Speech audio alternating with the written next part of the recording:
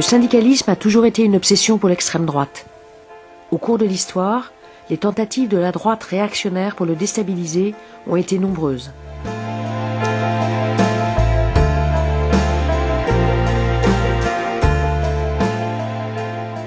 Historiquement, l'extrême droite fait preuve d'un violent antisyndicalisme. Toute occasion est bonne pour le salir, le décrédibiliser, entraver son action, voire le réprimer. La haine des rouges, des partageux et des communisés caractérise les organisations de la droite extrême activiste.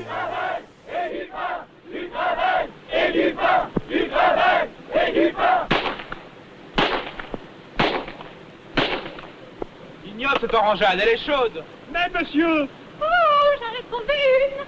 Grandiose, une vraie casquette de salopard. Bravo, Gontran, c'est inouï. Oh, étonnant. Ah, ce Gontran, il descend son salopard à chaque coup. Oh, il passera sûrement chef de section. Le discours antisyndical s'accompagne parfois d'un fond d'anti-ouvriérisme et se combine le plus souvent à l'antifiscalisme et l'hostilité aux fonctionnaires. Pour autant, les crises systémiques qui secouent régulièrement le monde capitaliste créent des situations inédites et complexes, génératrices de désarroi et de frustration sociale, que les partis d'extrême droite tentent d'exploiter en occupant le terrain social et syndical. Deux principaux modes d'action sont développés.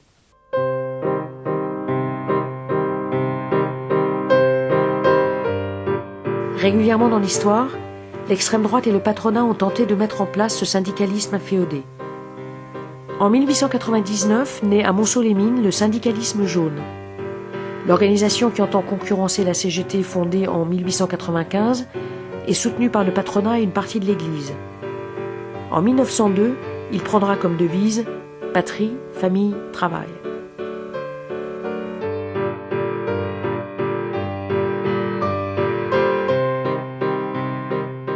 En 1936, le Parti social français du colonel de Larocque, qui succède au Croix-de-Feu, impulse la création des syndicats professionnels français, SPF, avec le soutien du patronat.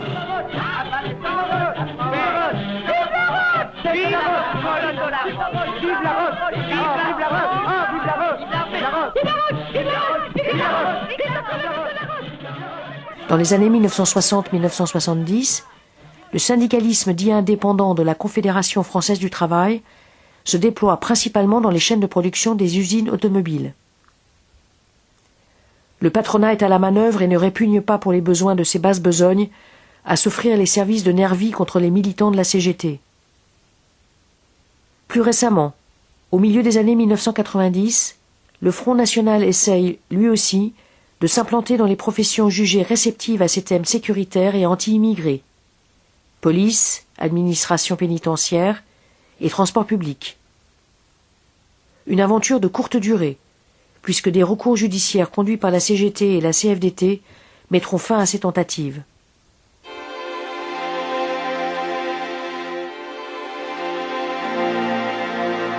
L'entrisme syndical est aussi une pratique récurrente de l'extrême droite. Cette stratégie émerge surtout après 1945 et réside dans la volonté d'infiltrer des organisations syndicales soi-disant indépendantes ou apolitiques.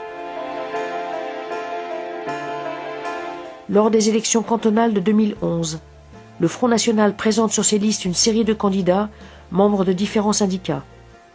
La CGT, Solidaire et la CFDT réagissent aussitôt en excluant les militants concernés.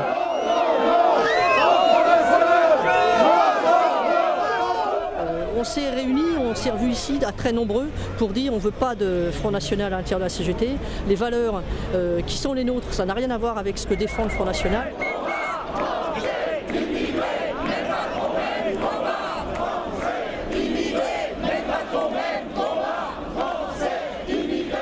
L'histoire est jalonnée de grands moments où le syndicalisme a su se dresser dans l'unité contre l'extrême droite.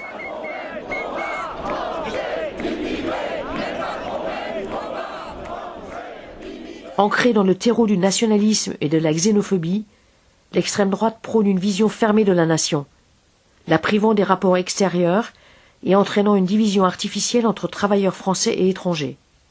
Porteur de ce discours d'exclusion, le Front National poursuit donc aujourd'hui une tradition résolument antinationale. De son côté, Le syndicalisme salarié se réclame de manière générale de la solidarité entre travailleurs de toute origine, d'une vision du monde structurée par le clivage de classe et non par celui des frontières nationales. L'extrême droite se caractérise aussi par sa dénonciation de la démocratie au profit de l'autoritarisme et du culte du chef.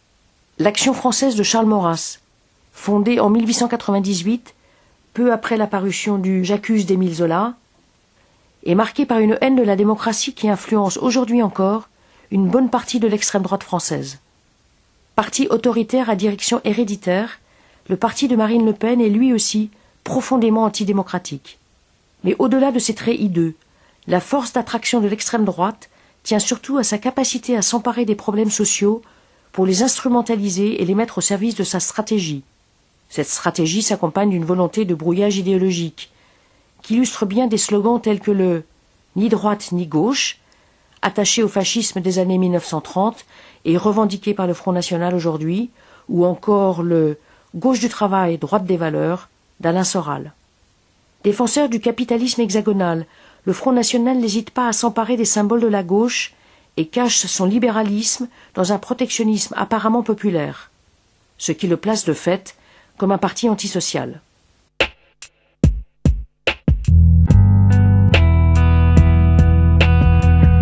Le mouvement ouvrier n'est pas naturellement immunisé contre le fascisme.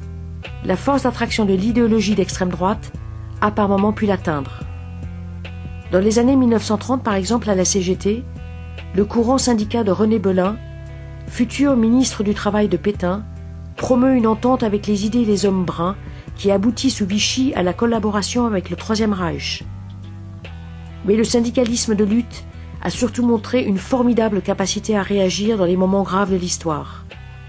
En février 1934, les émeutes des ligues d'extrême droite provoquent un sursaut républicain. Face au danger, le mouvement ouvrier resserre ses rangs. Mais ils avaient compté sans les travailleurs. Le 9, à l'appel de la CGTU et du Parti communiste, la classe ouvrière unie tient le pavé de Paris toute la nuit. Et le 12, c'est la grève générale.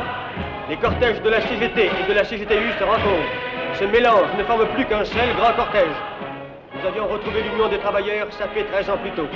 Grâce à elle, en février 1934, nous avons barré la route au fascisme.